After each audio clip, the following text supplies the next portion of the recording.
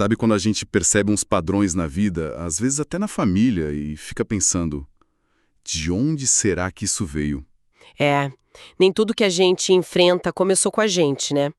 Temos aqui uma análise bem interessante. O título é A Origem e o Legado das Fortalezas. Ela foca num trecho lá de Êxodo, capítulo 20, versículos 5 e 6. A ideia é explorar um pouco isso que chamam de fortalezas geracionais, sabe?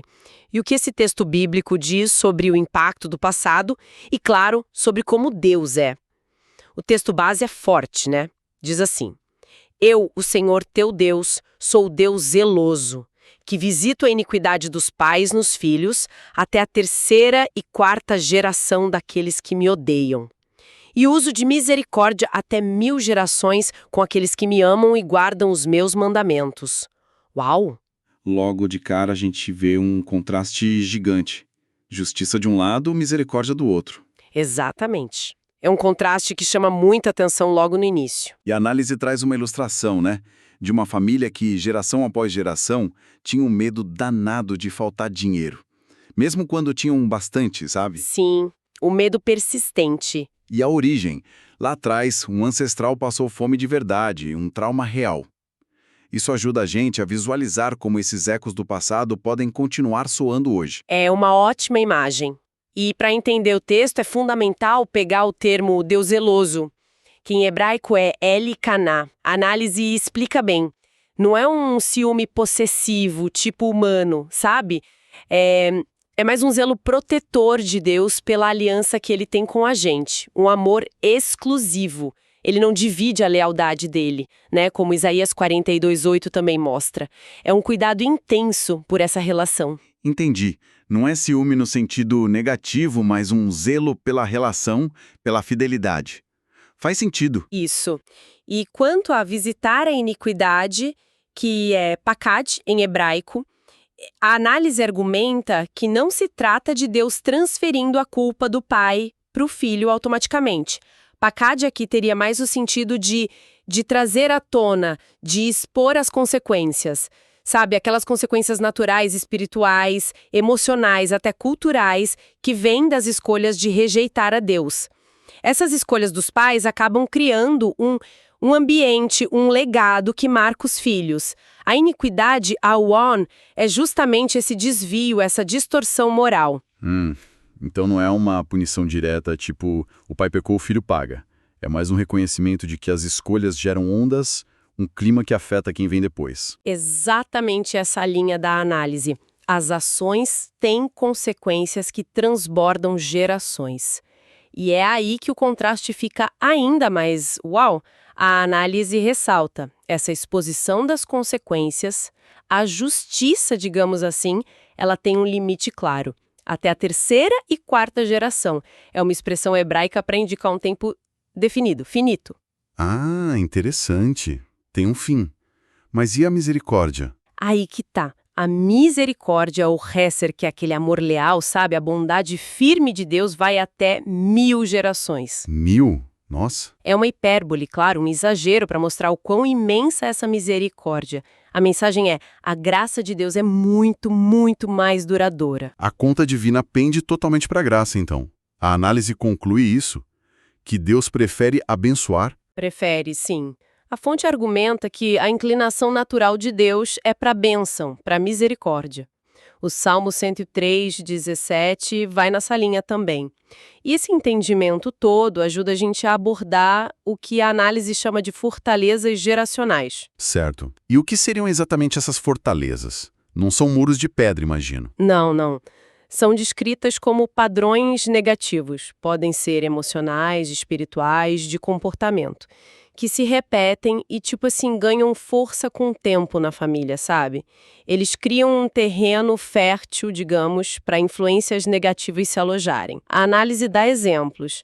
Medos que passam de pai para filho, aquela mentalidade de vítima, sabe? Ah, na nossa família nada dá certo.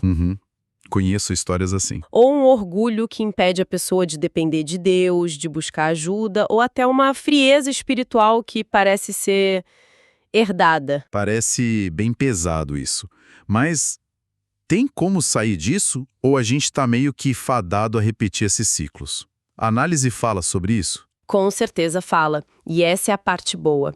O ponto central da análise é que não são maldições inevitáveis, não é um destino selado.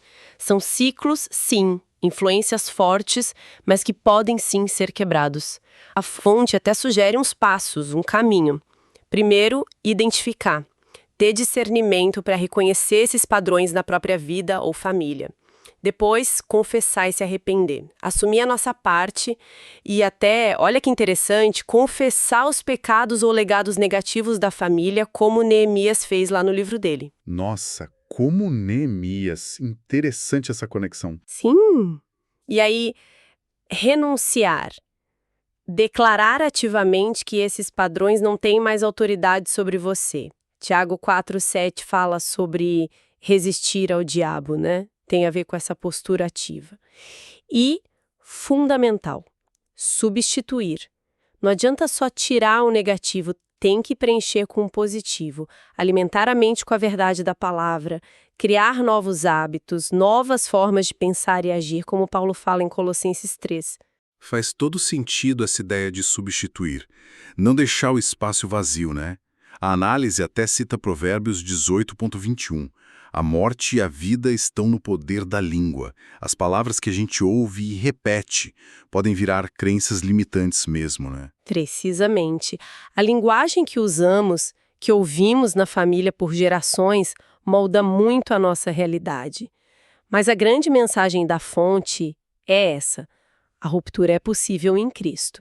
Cita Gálatas 3,13 sobre Jesus nos resgatar da maldição da lei.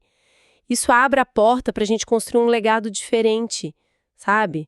Uma nova história. Exato. Como diz 2 Coríntios 5,17, quem está em Cristo é nova criatura. As coisas velhas passaram, é uma chance real de recomeçar. O passado existiu, claro, mas ele não precisa ser uma sentença para o futuro. E para fechar, a análise usa uma imagem muito boa. Um rio. Imagina um rio que nasce limpinho lá na fonte. Mas a cada cidade que ele passa, recebe poluição. Vai ficando sujo. Até que num ponto alguém decide, vou construir uma estação de tratamento aqui. Que ótima analogia. E a partir dali a água começa a correr diferente, mais limpa para quem está rio abaixo. É isso. A imagem sugere que uma pessoa ou uma geração pode escolher ser essa estação de tratamento. Pode decidir interromper esse fluxo de negatividade herdada e passar adiante um legado diferente, um legado purificado. É bem impactante pensar nisso. Deixa a gente com uma questão para levar, né? Sim, deixa. A análise meio que nos provoca a pensar: que legado será que eu, você, cada um de nós está construindo e passando adiante agora? Mesmo sem perceber às vezes. Quais são os padrões que a gente quer que continuem e quais a gente decide conscientemente aqui e agora que precisam parar? É uma reflexão bem pessoal, que vai além de só entender o texto. Toca na nossa vida mesmo.